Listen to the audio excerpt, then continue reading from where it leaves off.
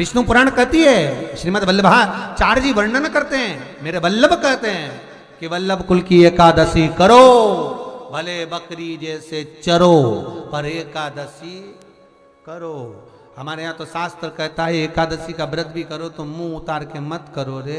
कोई फूल अगर मुरझा जाता है तो भगवान को नहीं दिया जाता, कोई फल बेकार हो जाता है भगवान को नहीं दिया जाता। तुम्हारे व्रत वाले दिन तुम्हारा मुंह उतरा रहेगा तो भगवान उसको स्वीकार करेगा। इसलिए बकरी जैसे चरो और एकादशी करो। एकादशी के दिन गंगा के जल में मात्र 7 बेलपत्री डालकर जो नंदीश्वर भगवान अर्थात जो शंकर जी के शिवलिंग के सामने नंदी होता है, उस नंदी के चरण पर गंगा का जल चढ़ाकर बेलपत्री शिव पर समर्पित कर देता है, उसके घर में रुपया रुकना चालू हो जाता है। फिर वो गलत जगह पर नहीं जाता, गलत स्थान पर वो धन जाएगा ही नहीं। बेटा अगर व्यसन में पड़ा हुआ है, मदिरा पान में पड़ा हुआ है, मांसाहार में, जुए आदि में जा रहा है, तुम्हें लग रहा है कि मेरा बेटा गलत मार्ग पर जा रहा है, ये मित्र दोस्ती गलत हो रही है, वो सही जगह पर आ जाए। करना है एकादशी।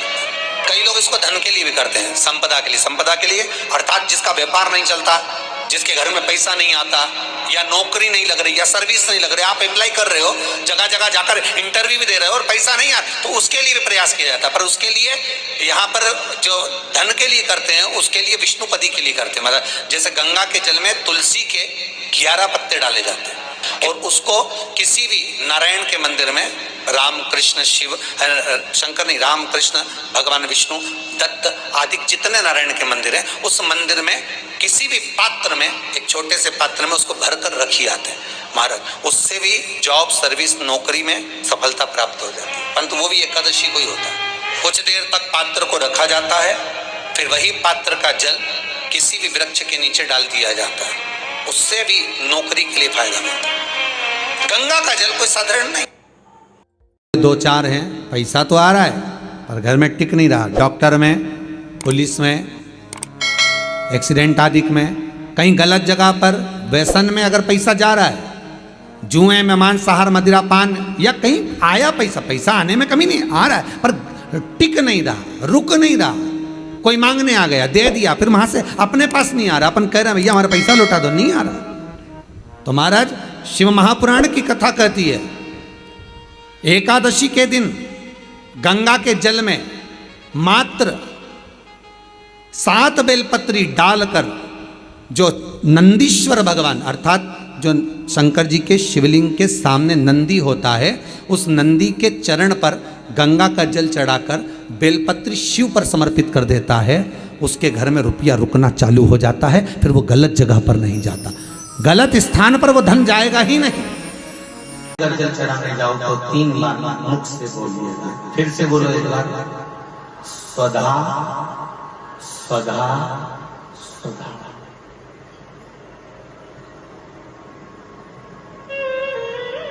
ज्यादा पितृदोष हो, ज्यादा तकलीफ चल रही हो, बहुत ज्यादा कष्ट में हो, तो शिव मंदिर में बैठकर या घर के मटका परिंदा या पूजन वाली जगह पर बैठकर 12 श्लोक का सुधा स्तोत्र का पाठ भी कर सकते हैं।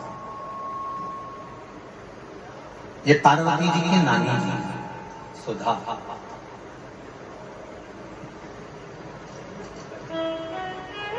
जो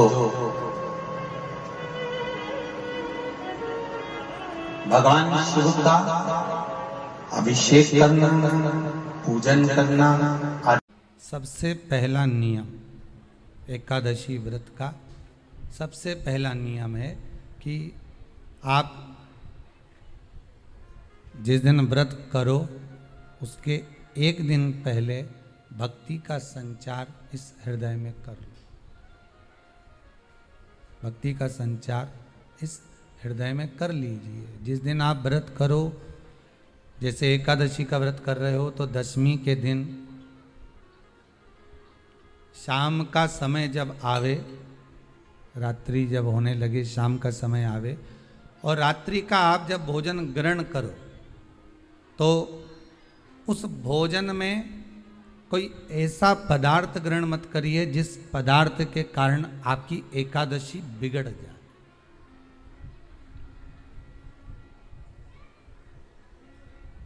कोई बेकार भोजन हमें ग्रहण नहीं करना, श्रेष्ठ भोजन ग्रहण करिए दशमी के। और एकादशी का दूसरा नियम बहुत ध्यान से सुनिएगा। जिस दिन आपकी एकादशी का व्रत हो उस दिन प्रयास करिएगा कि अपने हाथ से किसी भी वृक्ष की कोई पत्ती टूटे ना।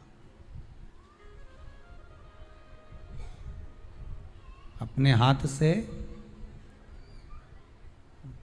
किसी भी वृक्ष की, पौधे की, किसी भी वृक्ष की पत्ती अपने हाथ से ना टूटे। बहुत ध्यान दीजिएगा महाराज। एकादशी का ये दूसरा नियम है कि अपने हाथ से किसी पौधे की, किसी वृक्ष की, किसी डाली की कोई पत्ती टूटे ना, कोई पत्ती ना टूटे, इसका प्रयास करिए।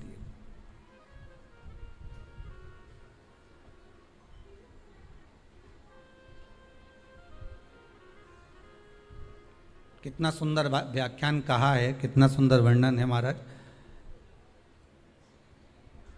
कि मात्र एकादशी का व्रत कर लेने पर, मात्र एकादशी का व्रत कर लेने पर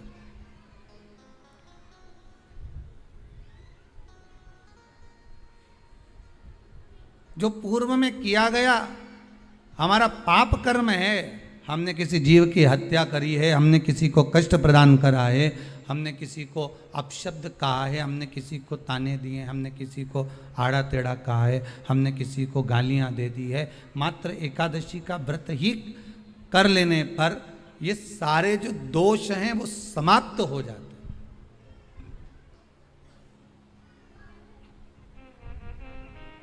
सारे दोष हमारे समाप्ति पर आ जाते हैं।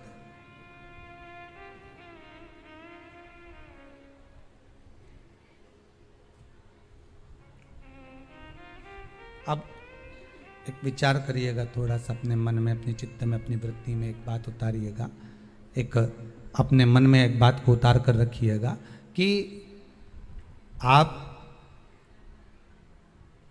अपने पाप को, अपने पाप कर्म को जिस दिन क्षीण करने वाले हो, समाप्त करने वाले हो, अपने पाप को आप जिस दिन समाप्ति पर लेकर जा रहे हो, तो उसके एक दिन पहले आपको प्रसन्नता होना चाहिए कि नहीं होना चाहिए कि कल मेरा पाप कटने वाला है, कल मेरा पाप समाप्त होने वाला है,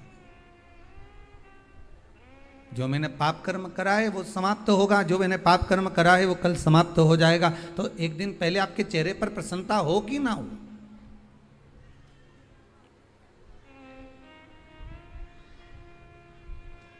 और चेहरे पर वो प्रसन्नता आपके आना चाहिए कि कल मेरा एकादशी का व्रत है, आज दशमी है, कल एकादशी का व्रत है, तो कल मेरी जब एकादशी का व्रत रहेगा तो मेरा ना जाने कितना कितना पाप, कितना असत्य, कितना झूठ, कितना प्रपंच वो समाप्त हो जाएगा। तो इसमें मुझे प्रसन्नता हो, इसमें मुझे आनंदता हो।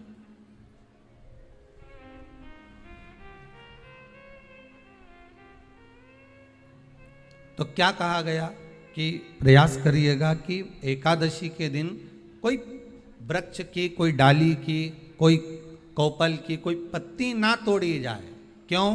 तो कहा अगर उस पत्ती को हम तोड़ देते हैं, वृक्ष की पत्ती को या क्यारे में लगी हुई कोई डाली की पत्ती को हम तोड़ देते हैं तो एकादशी का पुण्य फल प्राप्त नहीं होता, एकादशी का कोई फल हमारे खाते में नहीं जाता, पुण्य फल प्राप्त। अब फिर भले तुम चाहे तुमने मोरधन खाया हो, चाहे तुमने फिर चिप्स खाई हो, चाहे तुमने फिर व्रत का कितना ही सामान खा गए हो और तुमने सोचा कि आज मेरी एकादशी है, तो फिर उसका कोई फल प्राप्त नहीं है, उसका कोई सुख प्राप्त नहीं है आपको, फिर उसका कोई आनंद प्राप्त नहीं है आपको, फिर उसमें कोई आनंद की अनुभूति आपको नहीं मिल रही।